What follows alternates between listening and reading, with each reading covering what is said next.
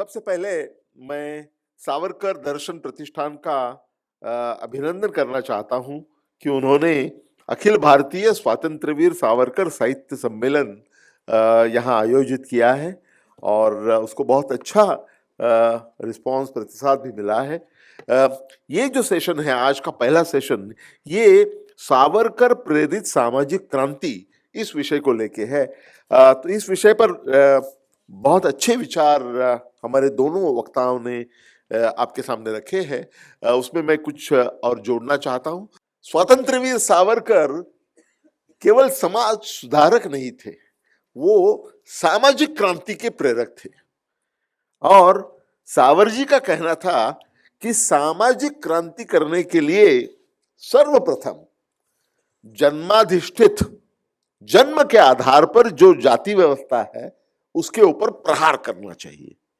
व्यक्ति ने जिस जाति में जन्म पाया है उससे व्यक्ति बड़ा या छोटा नहीं होता है, वो अपने कर्म से छोटा या बड़ा होता है।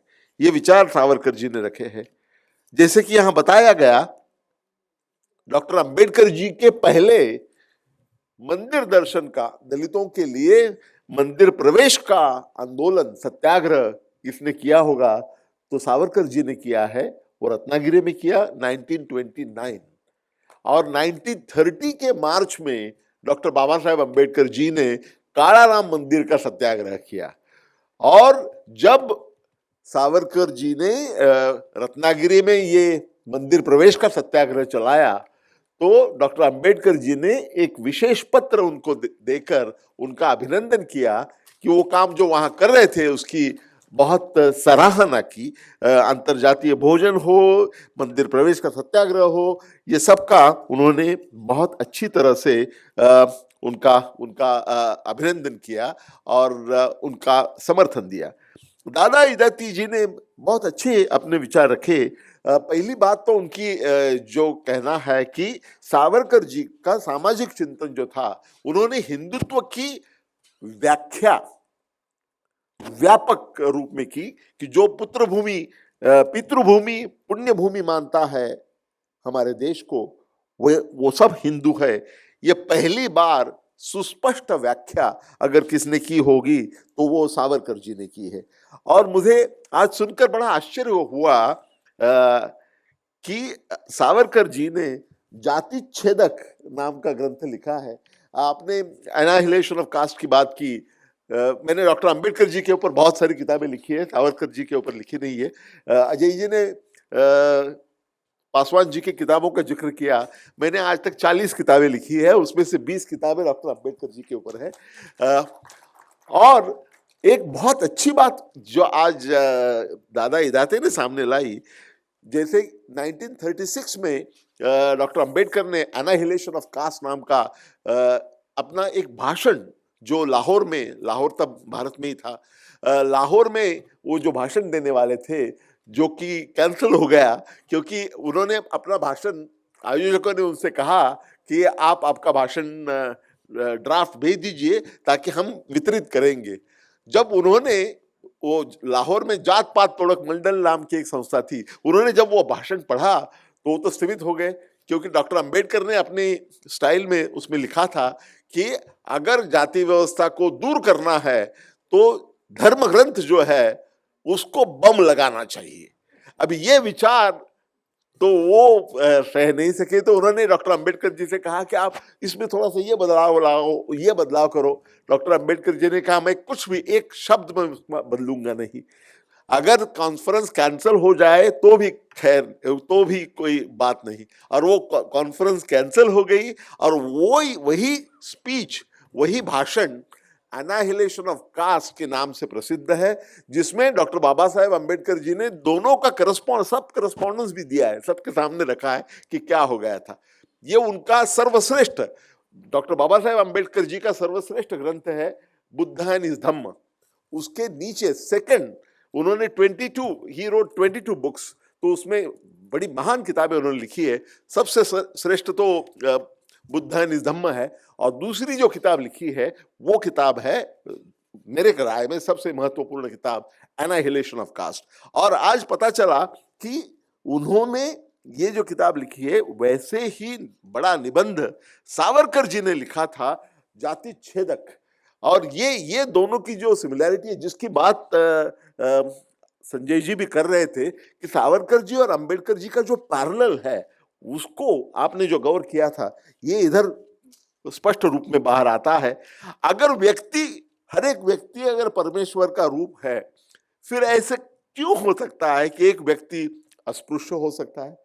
ये तो हो ही नहीं सकता है। ये कहना था सावरकर जी का, और सावरकर जी ने जाति व्यवस्था की को नष्ट करने के लिए उन्होंने सप्त श्रृंखला का जिक्र किया, जो दादा इदाते ने हमें बताया। वो सप्त श्रृंखला जो रोटी बंदी, बेटी बंदी, शुद्धि बंदी, स्पर्श बंदी, ये सारी सप्त श्रृंखला दूर करके ही हिंदू एक हो सकते हैं। ये विचार जो सावरकर जी ने दिया है, ये आज भी बहुत ही महत्वपूर्ण है। और जाति व्यवस्था की जो अनुवांशिकता है, उसका भी विरोध सावरकर जी ने किया है, जो कि डॉक्टर अंबेडकर जी ने भी किया है।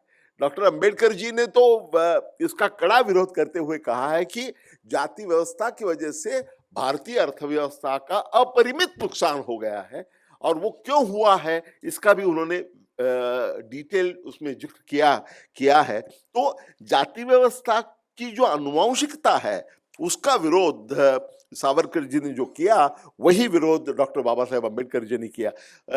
As a matter of fact, there was a big debate between Gandhi ji and Ambedkar when जब बाबा साहेब अम्बेडकर जी ने अपना ग्रंथ लिखा एनाहिलेशन ऑफ कास्ट, तो उसकी आलोचना करते हुए महात्मा गांधी ने कहा था कि वर्णाश्रम व्यवस्था, चातुर्वर्ण्य, ये हमारे समाज के स्वास्थ्य के लिए, स्टेबिलिटी के लिए अनिवार्य है। और वो वहां पर क्या होता है कि हर एक व्यक्ति अपने कर्मों के अपने जो गुण हैं उस हिसाब से अपना काम करेंगे। तो जो पढ़ाई में अच्छे हैं वो ब्राह्मण होंगे, जो शूरवीर है वो क्षत्रिय होंगे, जो व्यापार अच्छा कर सकते हैं वो वैश्य होंगे, और जो सेवा करने के लायक ही है वो शूद्र होंगे। तो इसमें बुराई क्या बात है? इसमें कोई बुरी बात नहीं। ये साक्षात गांधी जी ने कहा है और लिखित रूप में कहा है। तो इसका विरोध करते हुए अंबेडकर जी ने कहा है कि what we have is not division of labour. Gandhi ji called it a division of labour, which is a time honored principle of economics. So he said this is not the division of labor. Superimposed on division of labor is division of laborers, जो कि अनुवांशिक है। तो कोई ब्राह्मण बच्चा अगर बुरा निकलता है तो भी उसका पौरोहित्य का अधिकार कोई निकाल नहीं लेता है। दूसरी तरफ दलित का बच्चा चाहे कितना भी विद्वान हो, उसको झाड़ू सफाई का ही काम करना पड़ेगा।